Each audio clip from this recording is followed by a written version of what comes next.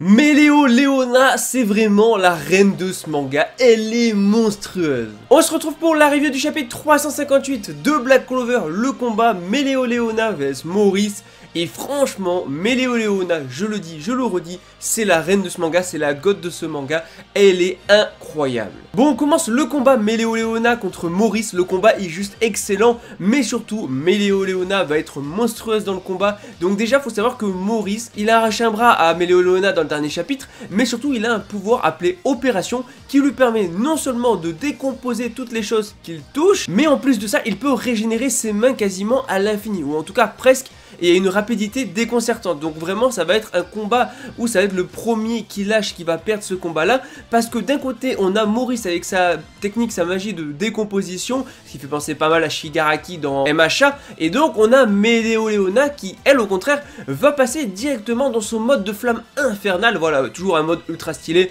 on l'avait déjà vu lors de l'arc Spade, et elle fait quasiment qu'un avec le mana, en tout cas elle est très proche du mana, on le sait, et même Maurice va la complimenter d'être aussi proche que ça du mana. D'ailleurs avec ce mode là et ce mana là, elle peut carrément se recréer un bras, donc elle a vraiment un corps très particulier, puisque le bras qu'elle va perdre, elle peut le recréer directement avec le mana. C'est juste totalement fou les possibilités que ça offre finalement de ne faire qu'un avec le mana, et ça très peu en sont capables, et Meléoléona est vraiment celle qui est le plus proche. Donc la question c'est qu'est-ce qui va lâcher en premier entre le corps de Meléoléona et Maurice et ses tentacules? C'est ça la vraie question. Et au moment où Meléoléona allait se faire avoir, on a deux gars du lion flamboyant qui débarquent et qui se sacrifient pour bloquer les mains pour pas que Meléoléona soit touchée. D'ailleurs elle est capable de désintégrer les mains, de les repousser, mais c'est complètement fou. Là on a le sacrifice de plein de membres du lion flamboyant qui sont prêts à mourir pour sauver Meléoléona, parce que c'est vraiment la seule qui peut battre Maurice actuellement. Maintenant malgré tous ces sacrifices, le combat était très cool. Meléoléona elle fait toujours des folies et tout, avec sa nouvelle forme, enfin forme qu'on avait déjà vue en fait, et elle ne fait qu'un avec le mana, donc ça c'est très cool et tout. Par contre je suis très déçu de Fuegoléon. Fuegoléon qui finalement ok est ultra stylé, ok il a sa salamandre et tout, ok on le voit dans le chapitre, mais là où je suis dégoûté c'est que Fuegoléon se bat contre des paladins random, et ça je trouve ça vraiment dommage. Il se bat contre des paladins random. Moi je voulais un combat Fuegoléon plus Meléoléona contre Maurice, je voulais voir ce duo combattre ensemble, et là on se retrouve juste avec un Fuegoléon qui galère contre des paladins, mais vraiment totalement osef. Donc voilà, ça c'est une petite déception par rapport à Fuegoléon, donc j'espère peut-être dans la suite de l'arc,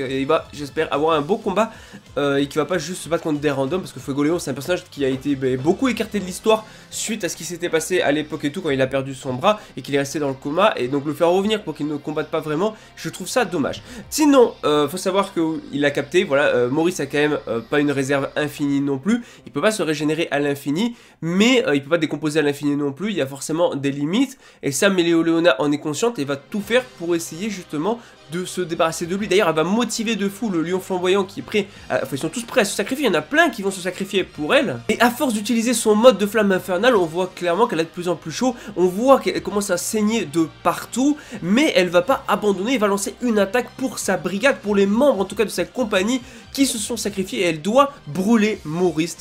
jusqu'à ce qu'il ne reste plus rien. Donc elle va nous faire l'attaque Kaleidos Brachium Purgatory crémation, donc la crémation du purgatoire, Kaleidos Brachium, c'est juste énorme, la planche est incroyable, et voilà, elle veut littéralement se débarrasser de Maurice jusqu'à ce qu'il n'en reste plus que des cendres, tout simplement, pour tous les membres de sa compagnie qui sont morts au combat en essayant de la protéger. Franchement, c'était un moment de gloire pour Meléoléona, on espère que Fuegoléon en aura un aussi, mais faut être honnête, le chapitre était vraiment excellent.